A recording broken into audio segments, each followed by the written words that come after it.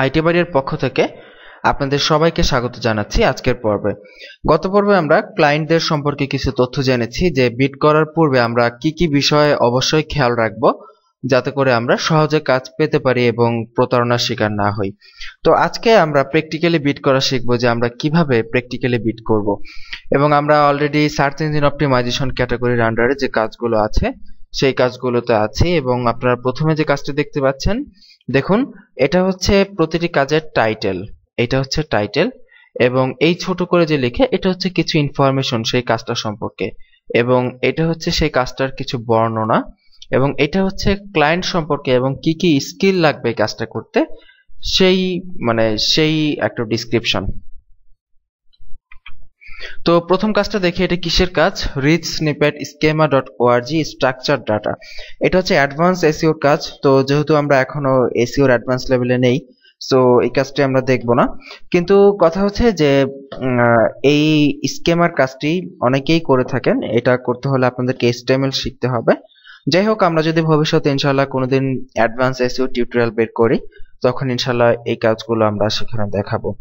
যাই হোক, আমরা এটা স্কিপ করছি, কিন্তু স্কিপ করার পূর্বে এখানে একটি ইনফরমেশন আপনারা জানতে পারেন। সেটা হচ্ছে দেখুন, প্রতিটি কাজের ডিসক্রিপশন যদি আপনারা ডিটেলসে পড়তে চান, এখানে দেখবেন মোর লেখা আছে। মোরে ক্লিক করলে এইভাবে ডিসক্রিপশনটি ফুল ওপেন হবে। প্রতিটি কাজের ক্ষেত্রে এইভাবে ডিসক্রিপশন ফুল ওপেন হবে। তো এইখানে দেখুন, ক্লায়েন্ট সম্পর্কে একটি তথ্য এখানে দিয়ে দিয়েছে। দেখুন, এই ক্লায়েন্টের এবং এই অংশটুকু দেখুন এবং এই অংশটুকু দেখুন। দেখুন, প্রথম কাজে ক্লায়েন্টের এখানে কালো দাগ আছে, কিন্তু দ্বিতীয় কাজটাতে ক্লায়েন্টের এখানে $সাইন আমরা দেখতে পাচ্ছি। দেখেছেন?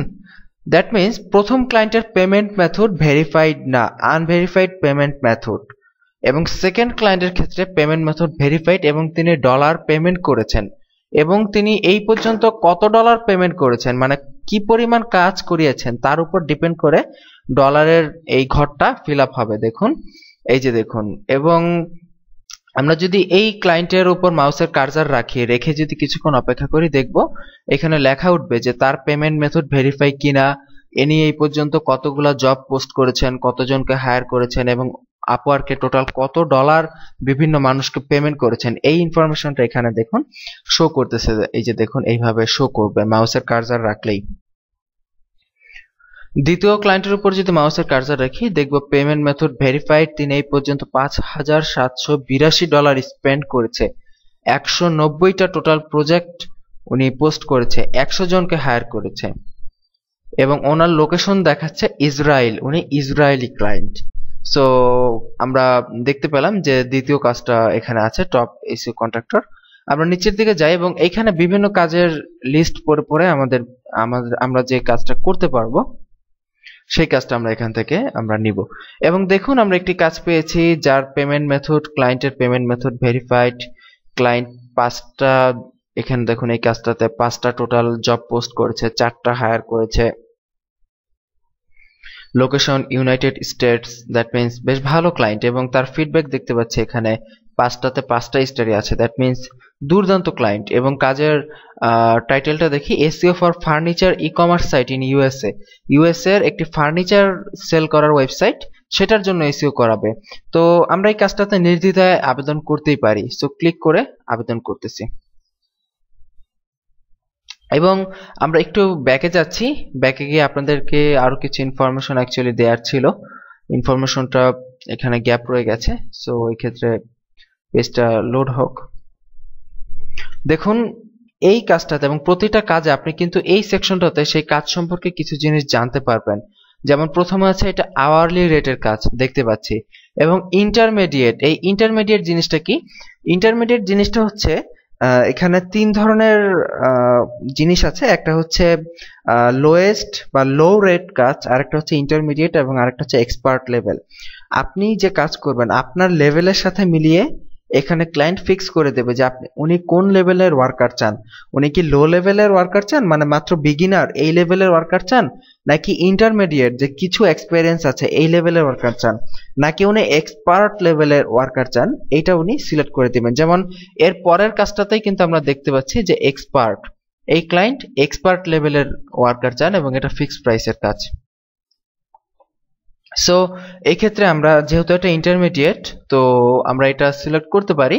তবে জেনারেলি আপনারা যেটা লোয়েস্ট লেভেলের কাজ দেখবেন, লো রেট, সেই কাজগুলো করার চেষ্টা করবেন। তবে ইন্টারমিডিয়েট আপনারা দেখতে পারেন। এবং এটি আওয়ারলি রেটের কাজ, এবং আমরা দেখতে পাচ্ছি এখানে জবের ডিটেলস আছে যে ওনারা এই সাইটটার জন্য, এই যে paradesign.com, এই সাইটটার জন্য এসইও করাতে চান, এর জন্য একজন ওয়ার্কার খুঁজতেছেন। এবং এই জবটাতে যদি আপনি আবেদন করতে যান, সেক্ষেত্রে আপনাকে 3টে কোশ্চেনে অ্যান্সার দিতে হবে। দেখতে পাচ্ছি what past project or job have you had most like this, এবং মানে এই 3টা কোশ্চেন আপনারা এখান থেকে পড়ে দেখবেন যে এই 3টা কাজ আপনাদেরকে এখান থেকে করে দিতে হবে। এবং ক্লায়েন্ট সম্পর্কে দেখুন, ক্লায়েন্টটা কিন্তু খুবই হাই লেভেলের ক্লায়েন্ট, এবং দেখতে পাচ্ছি যে উনি এই পর্যন্ত $26.29 প্রতি ঘন্টায়, দ্যাট মিনস প্রতি ঘন্টায় উনি অ্যাভারেজে $26 করে পেমেন্ট করেছেন এক একজনকে। তার মানে বুঝতে পারতেছেন যে কাজের রেট কোথায়, আর আমরা কাজ করি কত রেটে। আপনি এবার একটু নিজেই চিন্তা করুন যে আমরা বাঙালিরা $3-4, $5, $6 উপরে ভাবতেই পারি না, কিন্তু উনি যাদের দিয়ে কাজ করিয়েছেন তাদেরকে $26 অ্যাভারেজে পেমেন্ট করেছেন। এবং দেখতে পাচ্ছি ওনার 80% হায়ার রেট, মানে উনি যতগুলো জব পোস্ট করেছেন তার মধ্যে 80% জবেই কাউকে না কাউকে হায়ার করেছেন। এমন অনেক ক্লায়েন্ট আছে যারা শুধু জব পোস্ট করে কিন্তু কাউকে হায়ার করে না, কিন্তু উনি হায়ার করেছেন। এবং এই জবটার জন্য দেখুন, আমরা বলেছিলাম যে কানেক্ট নিয়ে আপনাদের সাথে আলোচনা করব। আপওয়ার্কে একসময় একটা সিস্টেম ছিল যেটা ছিল বিট, যে আপনি প্রোফাইল ফিল আপ করলে আপনাকে 20টা বা 25টা বিট প্রতি সপ্তাহে দিয়ে দিত। কিন্তু আপওয়ার্ক হওয়ার পর, ওডেক্সটা যখন আপওয়ার্ক হলো, তখন আপনাকে আর বিডের সিস্টেমটা উঠে গেল, বা আপওয়ার্ক হওয়ার কিছুদিন আগে থাকতেই বিডের সিস্টেমটা উঠেছে এবং কানেক্টের সিস্টেম এসেছে।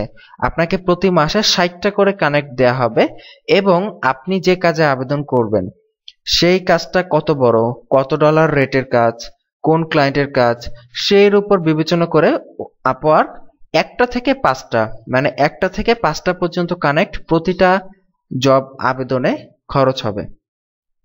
যেমন এমন কাজ আছে, ধরেন আপনি একটা কাজে আবেদন করলেন, সেখানে 3টা কানেক্ট খরচ হয়ে গেল 60টা থেকে, প্রতি মাসে আপনার 60টা কানেক্ট ফিক্সড।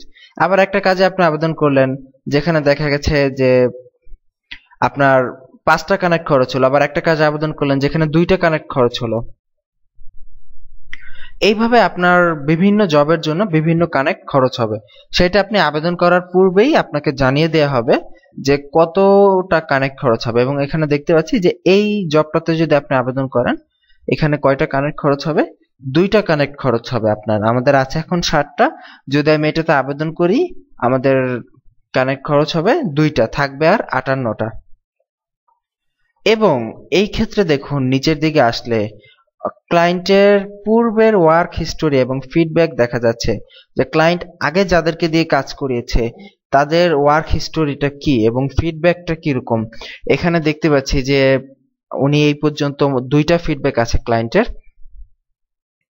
মানে একটা ফিডব্যাক আছে, এবং একটা ফিডব্যাক হচ্ছে 5 স্টার, এবং উনি $35 প্রতি ঘন্টা রেটে একজনকে হায়ার করিয়েছে। এবং কাকে হায়ার করিয়েছে এখানে দেখতে পাচ্ছি, ফ্রিল্যান্সারের নাম হচ্ছে ভলোডিমার পি।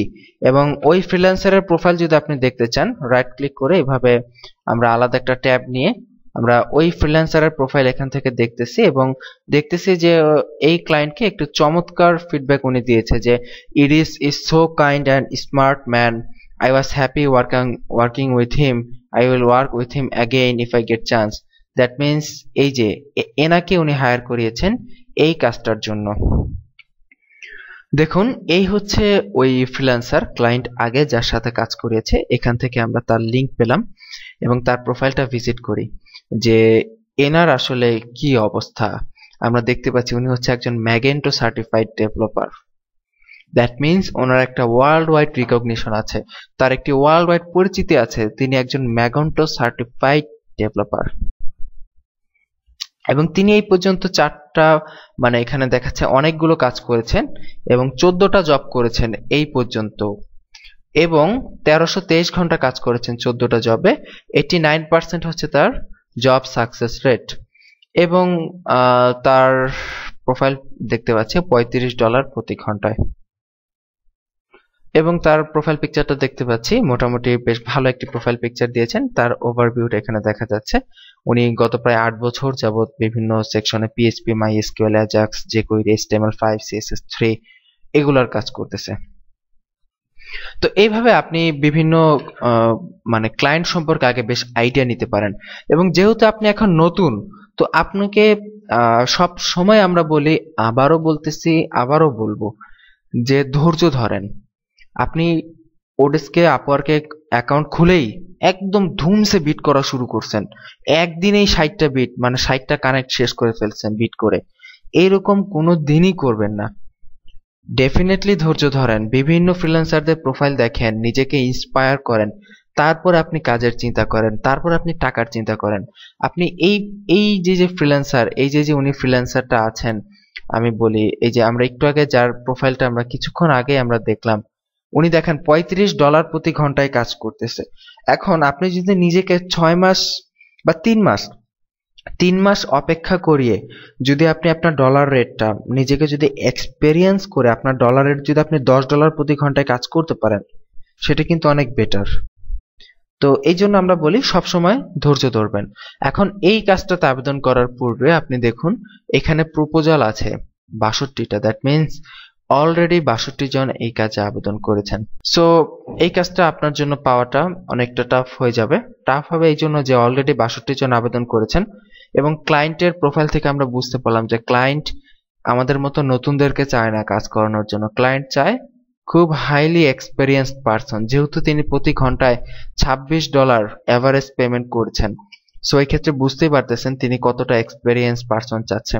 তো যেহেতু আমাদের আসলে বিষয়গুলো আমি আপনাদের সাথে খোলামেলা ভাবে বলে দিলাম যে কোন কোন বিষয়গুলো আপনারা দেখবেন, হয়তো অনেকে মনে করতেছেন যে আপনার সাথে অতিরিক্ত মাত্রা প্যাচাল পারতেছি, কিন্তু আসলে মূলত ব্যাপারটা এমন না। আমাদের মনে হয় যে আপনাদেরকে ডিটেলসে সব বিষয় বলা উচিত, এই জন্যই আমরা ডিটেলস আপনাদের সাথে আলোচনা করি। এবং আমাদের ম্যাক্সিমাম কাস্টমার বা ক্লায়েন্ট যারা আছেন, যারা আমাদের শুভাকাঙ্ক্ষী, তারা ম্যাক্সিমাম আমাদের এই প্যাচালটাকে হয়তো পছন্দ করেন। এই জন্যই আমরা আরো বেশি করে প্যাচাল পারি আমাদের টিউটোরিয়ালে। যাই হোক, সেটা ব্যাপার না। আমরা এখন এই কাজটাতে প্রপোজাল সাবমিট করব। সো এখান থেকে সাবমিট এ প্রপোজাল এটাতে ক্লিক করে আমরা এখন দেখব আমাদের বিট করার বিষয়টা। তো দেখতে পাচ্ছি যে ক্লায়েন্ট ইন্টারমিডিয়েট লেভেলের লোক খুঁজছেন এবং আমরা আমাদের প্রোফাইলে যেহেতু $5 ছিল, আমরা এখানে $5 সেট করা আছে এবং দেখাচ্ছে যে আপনি যদি $5 রেটে কাজ করেন আপনি পাবেন প্রতি ঘন্টা $4.50 এবং ক্লায়েন্টকে পেমেন্ট করতে হবে $5 করে।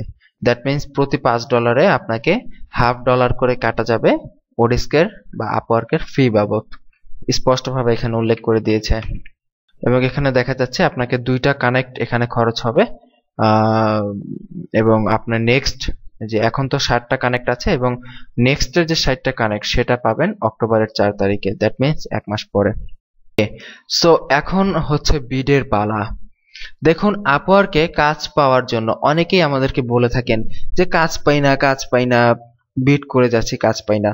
কিন্তু এখন এই ক্ষেত্রে কিন্তু আপওয়ার্কে কাজ পাওয়াটা আমি মনে করি অন্যান্য ফ্রিল্যান্স মার্কেটের থেকে অনেক বেশি ইজি।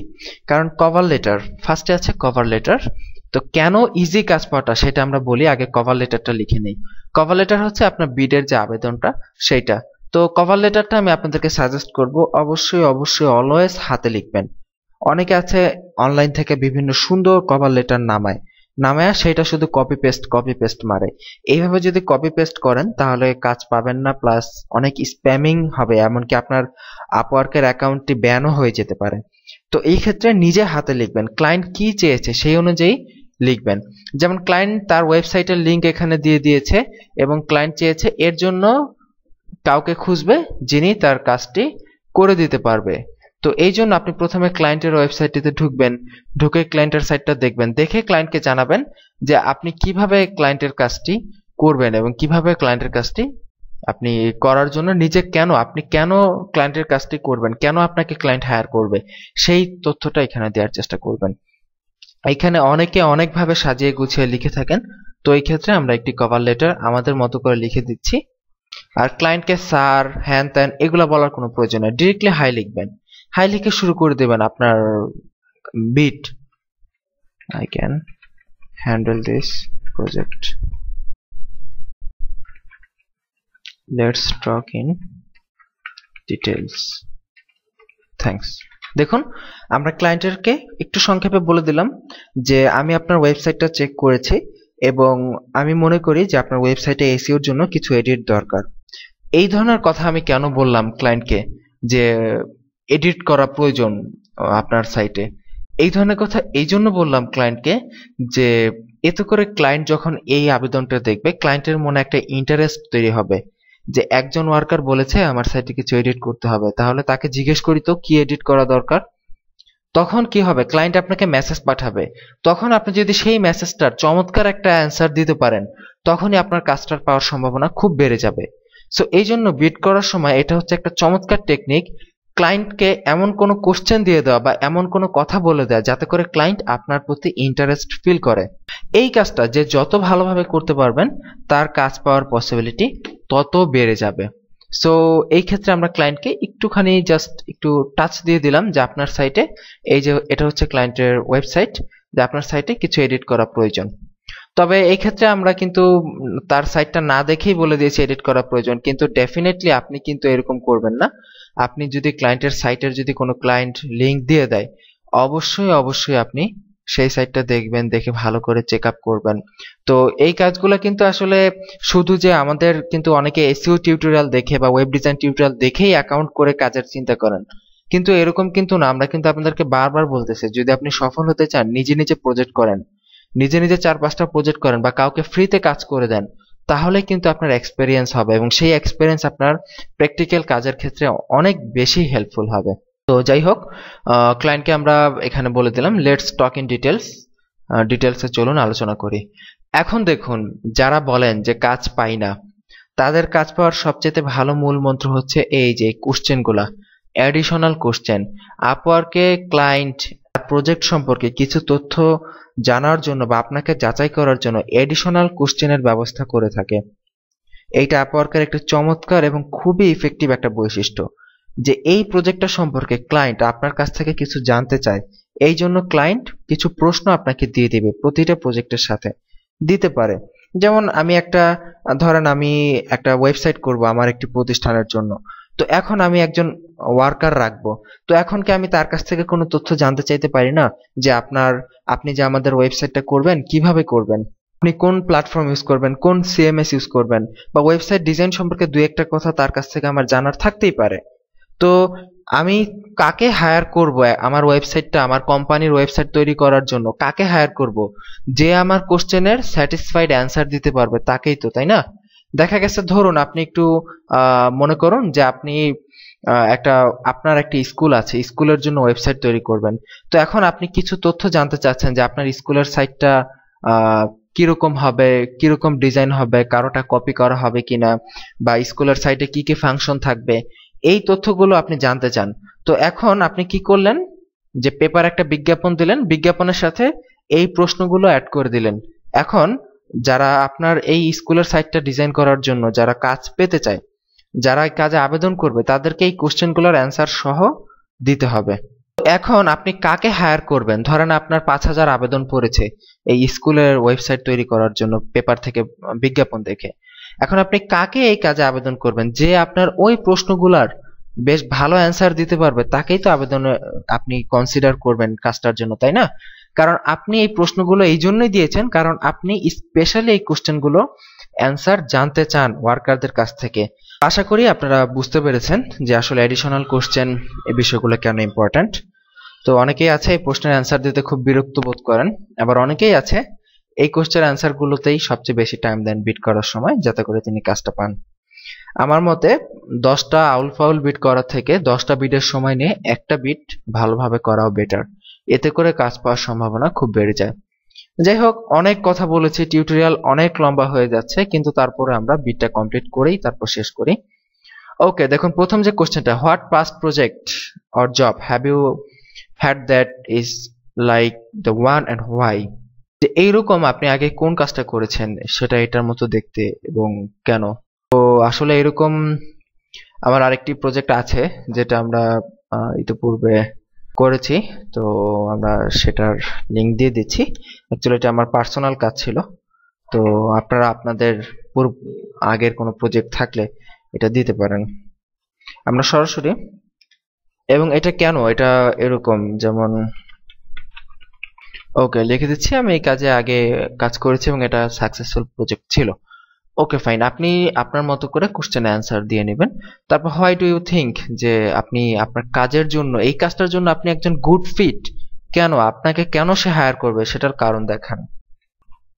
ওকে, এরপর আছে have you done SEO work for a company in USA, যদি আপনি কি আগে ইউএস এর কোনো কোম্পানির কাজ করেছেন। If yes please send me the names, যদি আপনি আগে এসইও কাজ করে থাকেন তাহলে সেই কোম্পানির নাম দেন। ইয়েস, কোম্পানির নাম দিয়ে দিচ্ছি লোকাল এসইও হেল্প, এবং ওকে ফাইন, এটা ছিল একটি কোম্পানির নাম যেখানে আমি কাজ করেছিলাম কিছুদিন, লোকাল এসইও হেল্প কোম্পানিটার নাম। সো অ্যাটাচমেন্টে আপনার যদি পূর্বের কাজের কোনো অভিজ্ঞতা থাকে এই রিলেটেড, সেটা আপনি এখানে দিতে পারেন।